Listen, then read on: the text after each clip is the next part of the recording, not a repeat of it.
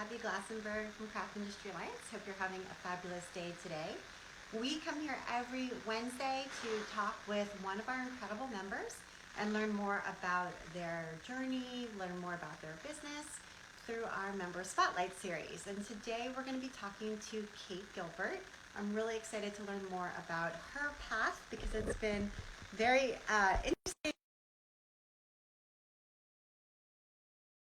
that she's recently added. So I'm really excited to hear from Kate in just a few moments. Kate, I see you here, so hopefully you'll be able to pop in. Oh, there you are. Hey, Kate, how are you? Hi, how are you? Good. It's always fun that moment that the person who I'm talking to emerges. It's like, hey, there you are. So, Kate, welcome. Very happy to have you as part of our Member Spotlight series. Yeah, And I was just saying you've had some like shifts in what you've been doing, and I'm excited to hear that because I think a lot of makers who start a business feel like that's it and they can never pivot and change, but we all change and develop and grow in our lives. And so it's really important to pivot and change. So I'm really excited to hear more about it. So tell us a little bit about kind of the knitting part of your life and your business there, and then we'll kind of make our way. So when I was living in France, which I moved there back in 2001, I started designing knitwear and I started publishing with Interweave Knits and with Knitty. And then, yeah, so I was doing that. Oh no. Ken, I think you might have gotten booted out. I don't know what happened. Hopefully you'll be able to join back in. This happened to me last week too, which is super weird. If anyone has any answers to why my lives sometimes seem to do this, please let me know. So let me just let Kate back in. Technology, always a mystery. So hopefully, there you are. Yeah, it kicked me out. I don't know. This happened last week too, so I don't know what is going on, but technology is always a mystery. Anyway, okay, you were saying you were living in France, you were designing knitwear. Yeah. So I was publishing with, magazines like Interweave Knits and with Knitty.com, and also on my own website. And then in 2005, I moved to Canada, and in 2008, I decided that I really wanted to create my own knitting magazine that would be a little different than what else was out there. So I joined forces with with 3 other people and started the magazine. And yeah, so I ran Twist Collective for 10 years. So that was my knitting life and I loved it. I still miss actually designing knitwear. I don't do it often, but knitting is really kind of like my passion for a long time. Yeah, and 10 years is a long run. First to work collaboratively with business partners and also to build a business together. So we have somebody in the comments saying, and it was great. Yeah, that's Karen. Hi, Karen. So I don't know if you have some lessons learned during that period of time about yourself or about business that you might want to share. I think the main thing I learned was that I could envision a thing and make it happen, even if that was sort of breaking the rules of how things currently went. It was, oh, hi, Brooksanne. Oh my gosh, I'm so excited to like see people I know show up. Sorry. So, so I think the thing I learned was just like, okay, go ahead and do the thing you want to do. And my goal all along with Twist was to make it as beautiful as possible and also to pay designers fairly and to work in a really ethical way. And I feel really proud of what we accomplished with Twist. And I feel like we shifted things a little bit in the industry. And yeah, so I think that I stuck to my guns for the most part, and I feel really good about that looking back. And how did you know when it was time to move on? Well, I mean, there was a lot of stuff happening in my life. I had like a major health issue, and I got to a point where it was just sort of impossible for me to run the magazine and deal with my own life and health issues. So that was the point where I had to hang it up. Okay. All right, great. So are you feeling better now? Are you Yeah, recovered? thank you. Okay. Yeah. All right, good. Well, I'm glad to hear that. And so you did pivot and come back to creative work, but in a really different sector. So talk a little bit about that because it's something that I'm really interested in, and few people may know, but my sewing blog back in the very beginning was going to be a cake blog. Oh, wow. So and then I had to stop making cakes because we had so many cakes, and like the babysitter would come and I would just give her a whole cake to take home, and it was overwhelming, and so I couldn't keep going. But anyway, I do love decorating cakes. Well, I've always loved baking, and looking back, sometimes I'm like, gosh, why didn't I go to culinary school? Because I loved it. You know, I think I maybe bugged my mom sometimes, like making a mess out of the kitchen, because I probably did about as good of a job cleaning up as most teenagers do. But I love to bake, and I used to like bake bread and make a lot of cakes and things like that. So it was a thing I did just for fun. And then let's see, what year was this? I guess it was like 2018, 19. I'm not even sure anymore. It was my friend's 50th birthday, and she wanted something like really fun, and I said I would make the cake. And so then I thought like, oh, I wonder if I could figure out how to pipe buttercream flowers. And so I just tried it and actually like really enjoyed it, and got better and better at it. And so I started making a lot of cakes for people, and cupcakes, especially with buttercream roses, or not just roses, like peonies and ranunculus and all kinds of stuff. And I started developing my own recipes, and I've always liked teaching a lot. I love helping people learn something. I find it really satisfying to see somebody, like to see the light turn on. And so I started teaching baking classes. That kind of happened because of the pandemic, because at first when, you know, everything shut down, all my friends were like, oh my God, what am I going to do with my kids? And so just for fun, I was like, okay, I'm going to do a live, an Instagram live and a Facebook live. Come, bring your kids, let's make something together. Here's your shopping list. I just kind of like did it. And I loved doing it. It was so much fun. So eventually I was selling cakes a bit, and like special celebration cakes mostly. And then I was also like teaching online classes, and I actually ran a online baking camp during the pandemic because like the week of spring break here, Montreal actually at that point was on like a lockdown with a curfew and stuff. Like, I mean, we weren't completely locked down. You could leave your house, but there was a curfew. And of course there were no camps for spring break, and people weren't traveling. So I just ran it with kids mostly in Montreal, and it was awesome. I had like 21 kids who went through for the week. Some did a couple days, some did every day. It was super fun. That's great. And somebody in the comments says peanut butter cups. Yeah, I did like, we did like chocolate covered peanut butter balls at one point. Oh, that's so fun. Yeah. Super cool. Okay, so that kind of is it sort of taps into your creative brain in a slightly different way, but also involves designing and teaching, which is some of what you were doing before. And now you've got something new you're offering as well that's a little bit more kind of business to business oriented. So talk a little bit about that. Well, I guess I can also thank the pandemic for this one, because what happened was I had friends who needed to shift what they were doing, you know, who previously had been working, like teaching. One person, for example, was doing movement classes, and she was doing it in person, and she couldn't do it in person anymore. So we started talking, and she was like, I need to figure out how to do this. I need to figure out how to do that. And I was just kind of like, oh, well, just do this, you know, and sort of talking her down a little bit sometimes. And and talking her through things until finally one day she said to me, "Why aren't I paying you to do this?"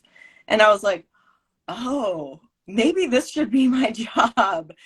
And I love it, actually. I really, really love my job right now. And I do a lot of different things, but the shortest way to say it is I help mostly people who work by themselves, like mostly entrepreneurs, or solopreneurs or small businesses, get more done. And that can be in a number of different ways. Like, I actually have a friend who what they really needed was like a sticker chart for getting things done. So I made them a sticker chart. Totally You good. know, I've Yeah. done all kinds of stuff. I've laid out dog food cookbooks. I also run a social media program where I help people create a content loop so they don't have to think so much about their social media on a daily basis, and they can do a better job with their messaging and with their content creation, so it's not so stressful. What is a content loop for those of us who don't know what that means? So what it is in my program, actually, I created this kind of magical spreadsheet where you fill out questions I ask you, and I help, like, we go through this entire process before we get to that point. But then you fill out this questionnaire I give you, and then the questions go into a spreadsheet that becomes your content loop. And what the content loop is it's 70 topics catered to you for you to post about. And what you would do is you would go through the list, post each one, and then the second time you go through the loop, then you look at what you posted last time and you decide, like, do I want to change the image? Do I want to change the text? Do I want to change the focus? Change all of it, some of it presented a different way. And each time you go through, it gets faster because there are certain core messages that we are sending out to people, like, all the time, or should be all the time. And so I just got a message from someone saying, "I love your red lips." So I don't even know where that popped up from. Anyway, so what you do is it just makes it a lot easier for you. You don't have to think every day like, oh, what am I going to post today? Or, oh crap, I haven't posted in a week. What am I going to do? It gets you out of that hamster wheel of having to think about it all the time. And my course is not like, people have said, oh, you give an Instagram class. No, I don't. I do not give an Instagram class. I do not give a Facebook class. People have taken my course and they've used the information to use on LinkedIn, to use on YouTube, Facebook and Instagram. You can use it all different ways. And in fact, what it mostly is, it's about messaging, it's about systems, it's about making everything easier so you can post more often without so much stress, and just like make more content in like a smarter way. So it's not a thing that's annoying you every day. And actually, the very first thing we do, our very first session, is called social media group therapy, where we kind of come together and talk about all of our icky feelings about social media, because everybody has them. And we sort of deal with those so we can get over it and show up and do what we need to do. Right? That's brilliant in so many ways. First of all, the group therapy piece, I feel like that's a piece that a lot of people who are newer to teaching miss, which is that in order to build new information, new ideas, when you have people in a class, they need to first start with what they are already thinking, what they already know, and get all of that out on the table so it can be there in the room. And then once you've kind of gone through it and examined it, you can start to scaffold on new material. But if you skip that step, there's always these objections in people's mind, and they're not able to take on something new because they haven't first worked through what they already know or what they already think they know. So that's super important. And then this content loop idea is also really brilliant, because for a lot of artists, they'll say, well, I don't have something new that I've made every day, right? Like it takes 3.5 months to finish a sweater or make this quilt or whatever it might be. And so what am I supposed to post in the in-between time? And that is a big hurdle that a lot of people face. And so by having this schedule, there's so many topics that you can be posting in between. And I love the fact that you take away the fear of, like, after 70 days, you can go back to that first message. People have not seen it. They don't remember it. Enough time has gone by. You can make small tweaks, maybe replace the image or edit the caption, whatever it might be. But it really is the same message, and you can repost it again, even just as is, and it will live anew on your Yeah, feed. I mean, we talk about all that a lot too, about, well, first of all, like you said, all of your objections, because some of us are really shy about showing up and showing our face. Some of us just like don't really know what to say. Each person has their own challenges, and so we have to address those, and we kind of do a reframe of what social media is and how we can approach it without taking everything so personally that we want to like run away and go get in bed and pull the covers over our head and then just stop showing up. So we really look at things a different way. And then, and then from there, when we talk about messaging and we talk about, like, yes, you can basically repeat content because people aren't going to remember it, to a certain extent. We don't want to we're not going to post like the same photo 1,000 times or whatever, but there are different ways of reusing things. And we have a whole workshop on like repurposing and batching your content creation and making all of it easier. So you're even like preparing things in advance. I have a content loop that I've done for somebody else, for a client. And as I'm working through the loop, and I'm not all the way through yet, I'm already writing the posts for my second and third loop because I'm writing it and then I'm thinking, oh, okay, you know what? Like next time I could talk about it from this angle. And when I've got that sort of brain working where I'm in the writing space, then I'm able to like just sit down and do that and write out different variations and then move them around if I have to. But it makes half the work done for me next time. It makes it so much easier. So yeah, absolutely. And yet it's not rigid. So if something happens in the world or happens in your life and you want to talk about that or feel it's important to address it, or you want to skip talking at all during that period for whatever, stuff happens all the time and sometimes unpredictable. It's not like everything's pre-scheduled and rigid and you have to post about X, Y, and Z, which might not feel appropriate at that moment. Right. And we also talk about, I've worked with a yarn company who said to me that it just allowed them to show up a lot more often.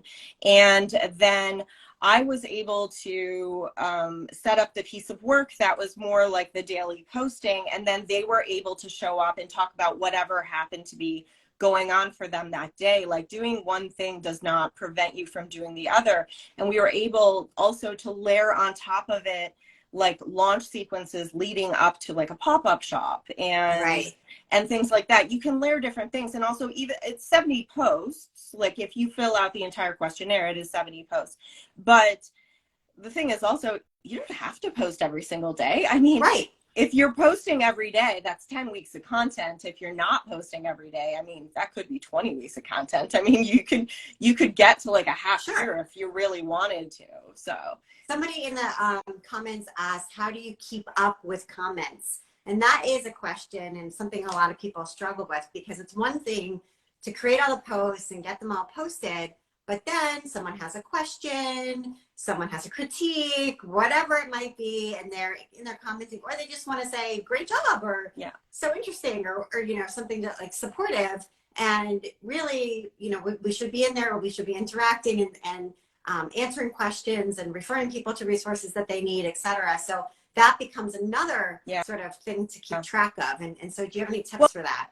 Well, I mean, obviously that's not something you can really do in advance. You can only do engagement when it happens. So my philosophy on that is I've discovered more and more and my whole program is based around this. It's all based around like monotasking, because I've realized that I don't even get email notifications anymore because I could not deal with it. Yeah. Because, sometimes it was something important and sometimes it was like Old Navy. And a lot of times it was. I don't have email on my phone anymore. And neither do I.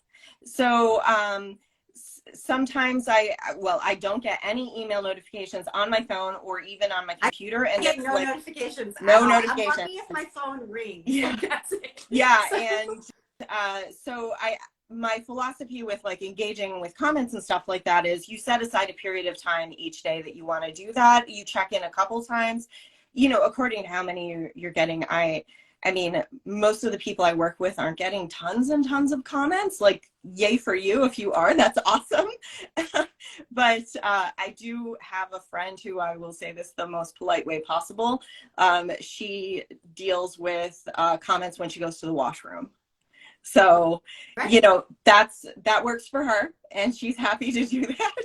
But point being, you can probably set aside 15 minutes at the most or whatever, you know, sometime during your day, whether it's like right after lunch or whatever it might be, and just go through and, you know, click the heart emoji, say thanks, whatever it might be, answer the few questions that actually need complete sentence answers and be done with it, and then not check in again until tomorrow. Yeah, and just take off all those notifications. I also have a very, very strict rule. I mean, first of all, I don't get notifications for Instagram or Facebook either on my telephone because it would just like take up my entire day if I was like that all the time.